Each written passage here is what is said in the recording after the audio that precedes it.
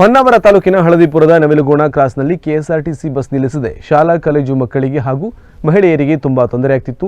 ಆದರೆ ಗ್ರಾಮ ಪಂಚಾಯತ್ ಅಧ್ಯಕ್ಷೆ ಪುಷ್ಪಾ ನಾಯ್ಕ್ ಸಚಿವರಿಗೆ ವಿಷಯ ತಿಳಿಸಿ ಸಮಸ್ಯೆ ಬಗೆಹರಿಸಿದ್ದಾರೆ. ಹಳದಿಪುರ ಊರಿನ ಗ್ರಾಮಸ್ಥರು ಬಸ್ ನಿಲ್ಲಿಸದಿರುವ ಬಗ್ಗೆ ಪಂಚಾಯತ್ ಅಧ್ಯಕ್ಷೆ ಪುಷ್ಪಾ ನಾಯ್ಕರಲ್ಲಿ ಮನವಿ ಮಾಡಿದರು. ಸ್ವತಃ ಅಧ್ಯಕ್ಷರೇ ಹೋಗಿ ಬಸ್ ನಿಲ್ಲಿಸಲು ಮುಂದಾಗಿದ್ದಾರೆ. ಆದರೆ ಬಸ್ ಡ್ರೈವರ್ ಬಸ್ ಅನ್ನು ನಿಲ್ಲಿಸದೆ ನಿರ್ಲಕ್ಷ್ಯ ಮಾಡಿ ಮುಂದೆ ಹೋಗಿದ್ದಾನೆ. ಆ ಕೂಡಲೇ ಅಧ್ಯಕ್ಷರು ಹಾಗೂ ಗ್ರಾಮಸ್ಥರೆಲ್ಲ ಸೇರಿ ಬಸ್ ಅನ್ನು ಕಾರಿನ ಮೂಲಕ ಹಿಂಬಾಲಿಸಿದ್ದಾರೆ. ಕರ್ಕಿ ರೈಲ್ವೆ ಸ್ಟೇಷನ್ ಕ್ರಾಸ್ ಹತ್ತಿರ ಬಸ್ ಅಡ್ಡಗಟ್ಟಿ ಡ್ರೈವರ್ಗೆ ತರಾಟೆಗೆ ತೆಗೆದುಕೊಂಡರು.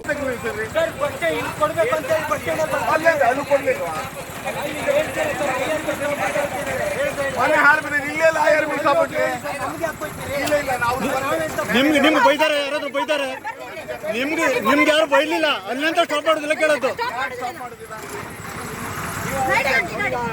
ಡ್ರೈವರಿಗೆ ಕೊಡ್ತೇನೆ ನೋಡಿ, ಮಾತಾಡಿ.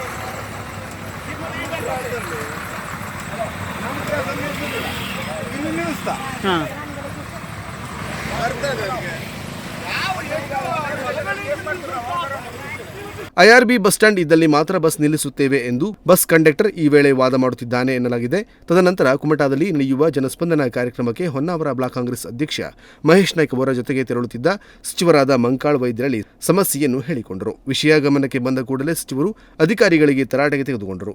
ತತ್ಕ್ಷಣದಿಂದಲೇ ಬಸ್ ಅನ್ನು ನಿಲ್ಲಿಸುವ ವ್ಯವಸ್ಥೆ ಮಾಡಿಕೊಟ್ಟರು.